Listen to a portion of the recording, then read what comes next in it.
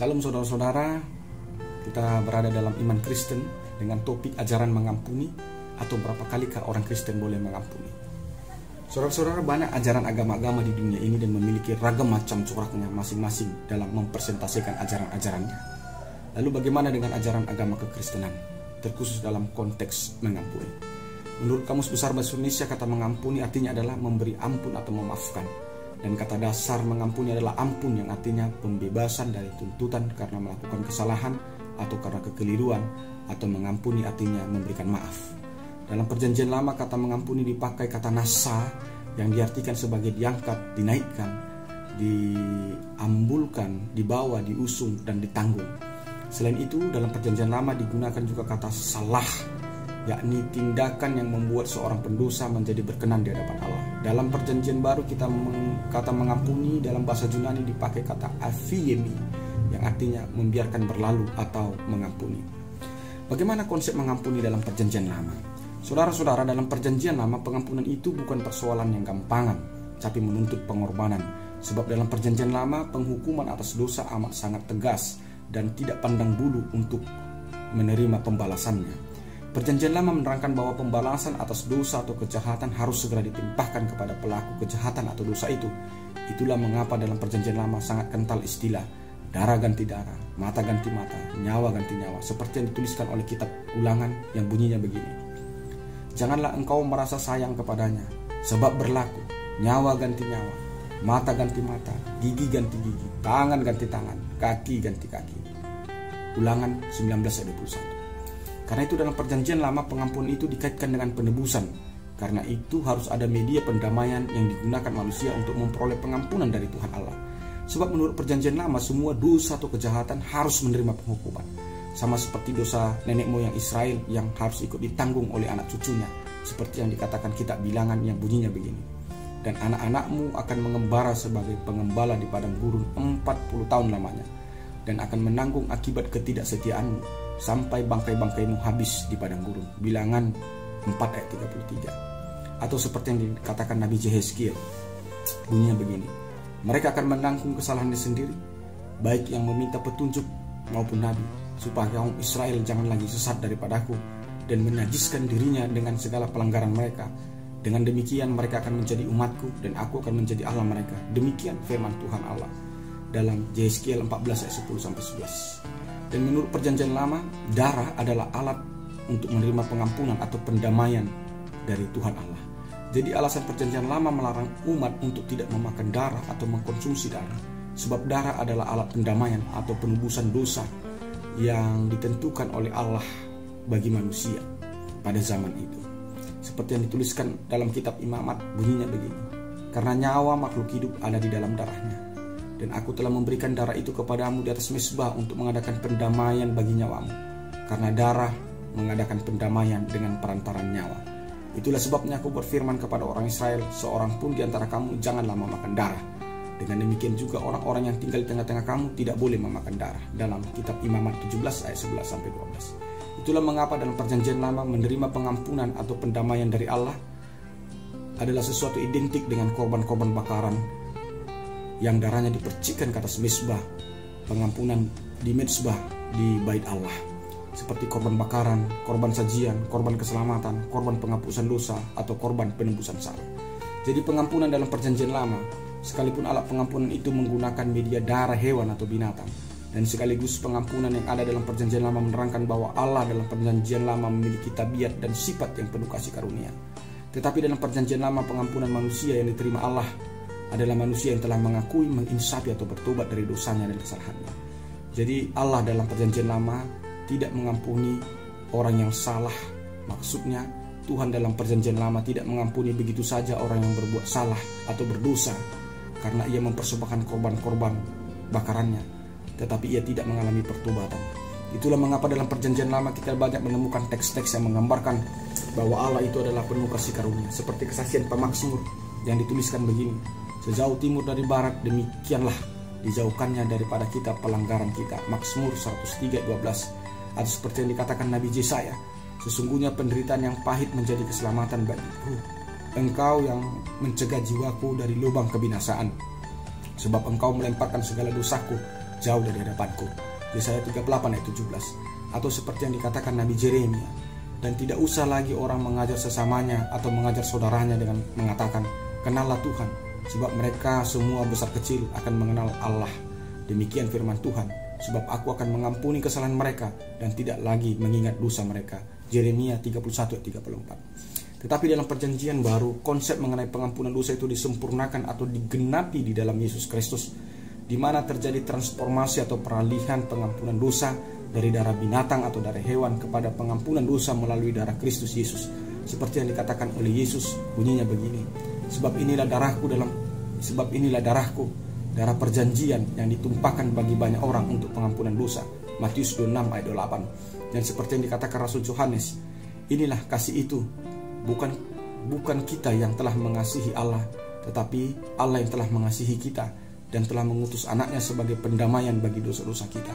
1 Yohanes 4 ayat 10. Demikian juga yang dikatakan oleh Rasul Paulus, bunyinya begini, sebab di dalam Dia dan oleh darahnya kita beroleh penebusan, yaitu pengampunan dosa menurut kekayaan kasih karunia-Nya. Efesus 1 ayat 7. Oleh karena terjadi penyempurnaan, pengampunan atau penebusan dosa dari Allah yang awal mulanya diletakkan pada darah binatang beralih kepada darah Yesus Kristus, maka tentu hukum haram dan najis juga mengalami penyempurnaan. Jika awalnya sesuatu yang najis dan haram diukur dari sesuai jenis makanan, maka di dalam Yesus yang haram dan yang najis itu bukan lagi karena jenis makanan yang dikonsumsi, tetapi yang haram dan yang najis itu jika kita berpikir dan berbuat dosa. Termasuk dalam soal makan darah.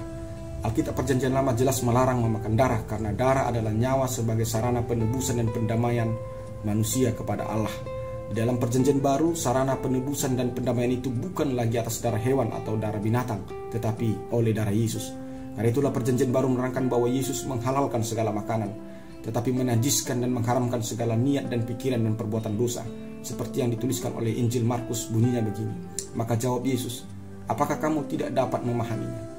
Tidak tahukah kamu bahwa segala sesuatu dari luar yang masuk ke dalam seseorang tidak dapat menajiskannya? Karena bukan masuk ke dalam hati tetapi ke dalam perut lalu dibuang ke jamban. Dengan demikian ia menyatakan semua makanan halal. Markus 7 ayat 18-19. Karena itu Rasul Paulus menegur orang-orang yang masih suka memperdebatkan dan mempersoalkan tentang makanan haram dan najis. Sebab menurut Rasul Paulus konsentrasi orang Kristen adalah melakukan kerajaan Allah, bukan soal makanan dan minuman. Seperti yang dituliskan Rasul Paulus dalam kitab Roma, redaksinya seperti ini. Sebab kerajaan Allah bukanlah soal makanan dan minuman, tetapi soal kebenaran, damai sejahtera dan sukacita oleh Roh Kudus. Roma 14 ayat 17. Artinya Rasul Paulus menekankan tidak ada kaitannya makanan dengan hidup benar di hadapan Allah. Sebab hidup berkenan di hadapan Allah bukan soal makanan dan minuman, tapi soal melakukan kehendak Allah dan takut akan Tuhan. Karena itulah dikatakan Rasul Paulus dalam kitab 1 Korintus redaksinya seperti ini. Makanan tidak membawa kita lebih dekat kepada Allah. Kita tidak akan rugi apa-apa kalau kita tidak makan, dan kita tidak untung apa-apa kalau kita memakannya. 1 Korintus 8 ayat 8. Dan Rasul Paulus menegaskan bahwa tidak boleh orang Kristen saling menghukumi karena persoalan makanan, seperti yang dituliskan Rasul Paulus dalam kitab Kolose, bunyinya seperti ini. Karena itu janganlah kamu biarkan orang menghukum kamu mengenai makanan dan minuman, atau mengenai hari raya, bulan baru, atau hari Sabat. Kolose 2 ayat 16. Lalu berapa kalikah orang Kristen harus mengampuni saudaranya yang bersalah kepadanya? Alkitab mencatat, satu kali Petrus datang menemui Yesus dan bertanya, Guru, berapa kalikah aku mengampuni saudaraku yang bersalah kepadaku? Sampai 7 kalikah? Tapi Yesus mengatakan bahwa mengampuni saudara yang bersalah kepada kita bukan sampai 7 kali, tetapi sampai 70 kali 7 kali. Dalam konteks ini kita menemukan dominasi angka 7, sehingga kita harus mengerti lebih dahulu apa itu teologi angka 7 di dalam Alkitab. Yang pertama, angka 7 di dalam Alkitab adalah angka yang sempurna, sebab hari ke-7 adalah hari yang sempurna, hari yang diberkati oleh Allah sekaligus menjadi sabat bagi Tuhan Allah dalam Kejadian 2 ayat 2-3. Yang kedua, angka 7 juga simbol pembalasan dari Allah. Bagaimana Allah membalas Kain yang telah membunuh adiknya Habel 7 kali lipat, dan membalaskan kejahatan Lamek keturunan Kain sebanyak 77 kali lipat. Saudara, kita bisa lihat dalam kitab Kejadian pasal 44 ayat 24. Yang ketiga, angka 7 juga disimbolkan Alkitab sebagai batasan umur manusia. Artinya, angka 7 adalah titik puncak atau batasan kemampuan manusia. Alkitab menerangkan bahwa batasan umur manusia hanya mencapai 70 tahun saja. Dan jika ada yang lebih daripada 70 tahun, berarti itu adalah bonus atau anugerah. bisa kita lihat dalam Mazmur pasal 90 ayat 10. Yang keempat, angka 7 adalah simbol kemahakuasaan Allah atau simbol kemenangan Allah. Bagaimana Joshua dan bangsa Israel merubuhkan tembok Jericho yang penuh dengan angka 7, yakni 7 imam, 7 sangkakala, 7 kali mengelilingi tembok itu dan meniup sangkakala, maka runtuhlah tembok itu. Dalam Joshua pasal 6 ayat 1-5. Yang kelima, angka 7 adalah simbol penghakiman Tuhan atau akhir zaman.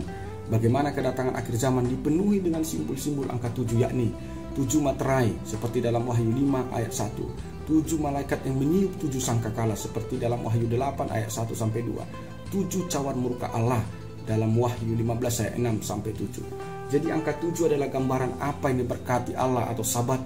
Angka 7 adalah gambaran pembalasan Allah.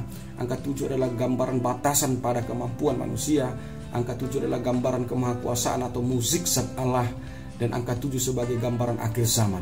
Maka boleh dikatakan angka 7 dalam Alkitab sebagai simbol kedaulatan Allah.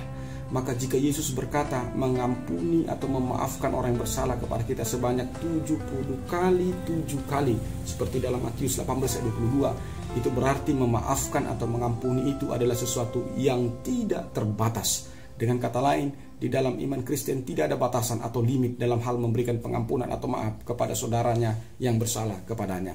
Dalam konteks memberikan pengampunan atau maaf ini, Yesus memberikan perumpamaan tentang seorang raja yang membuat perhitungan terhadap seorang yang berhutang kepadanya. Seorang hambanya yang berhutang kepada raja itu sebesar 10.000 talenta, dan hamba itu ternyata tidak dapat melunasi hutangnya, dan konsekuensinya adalah orang itu harus dijual beserta anak istrinya dan segala miliknya agar orang itu dapat melunasi hutang itu. Lalu hamba raja itu sujud di hadapan raja dan memohon belas kasihan. Akhirnya tergeraklah hati raja itu sehingga raja itu membebaskan dan menghapuskan hutangnya. Akan tetapi di luar sana ada juga orang yang berhutang kepada hamba raja itu sebesar 100 dinar.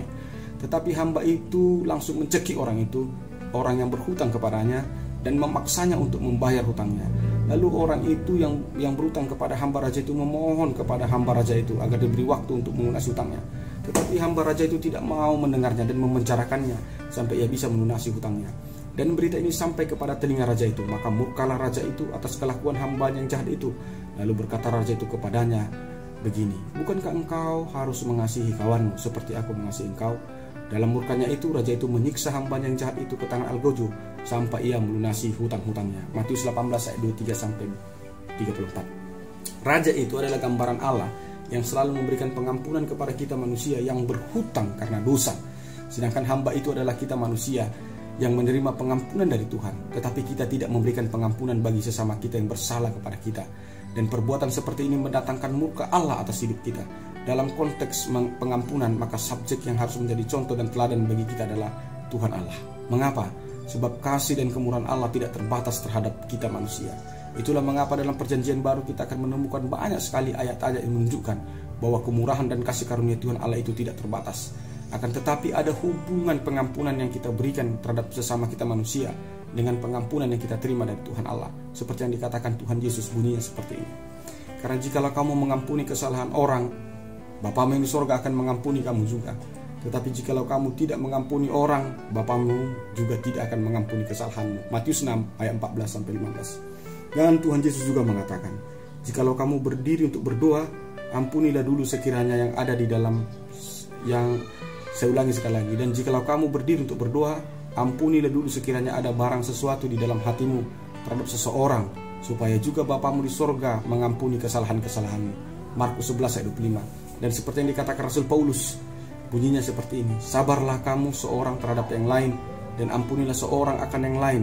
Apabila yang seorang menaruh dendam terhadap yang lain, sama seperti Tuhan telah mengampuni kamu, kamu perbuat jugalah demikian. Kolose 3 ayat 13. Dan seperti yang dikatakan Rasul Petrus, bunyinya seperti ini, dan janganlah membalas kejahatan dengan kejahatan, caci maki dengan caci maki, tetapi sebaliknya hendaklah kamu memberkati, karena untuk itulah kamu dipanggil, yaitu untuk memperoleh berkat. Sebab siapa yang mau mencintai hidup dan melihat hari-hari baik, ia harus menjaga lidahnya terhadap yang jahat dan bibirnya terhadap ucapan-ucapan yang menipu. Dia harus menjauhi yang jahat dan melakukan yang baik. Dia harus mencari pendamaian dan berusaha mendapatkannya. Sebab mata Tuhan tertuju kepada orang-orang benar dan telinganya kepada permohonan mereka yang minta tolong. Tetapi wajah Tuhan menentang orang-orang yang berbuat jahat. Dalam 1 Petrus 3 ayat 10-12. Oleh karena itu saudara-saudara yang saya kasih dalam Kristus Yesus Tuhan kita telah belajar mengenai mengampuni dan berapa kali orang Kristen harus mengampuni. Jadi di dalam iman Kristen yang menjadi teladan kita dalam mengampuni itu adalah Allah, Tuhan Allah kita. Bagaimana Allah itu penuh dengan cinta kasih, penuh dengan kemurahan, maka Allah yang akan menjadi patron teladan kita. Yang kedua, mengampuni di dalam iman Kristen itu adalah tidak terbatas. Itulah maksud Yesus dengan perkataannya bahwa ketika orang Kristen harus mengampuni sebanyak 70 kali 7. Artinya tidak terbatas dalam mengampuni itu. Karena itu juga di dalam iman Kristen kita melihat ada hubungan bahwa bagaimana kita memberikan pengampunan kepada orang yang bersalah kepada kita, itu punya kaitan bagaimana kita memperoleh pengampunan yang datang dari Allah atas kesalahan kita.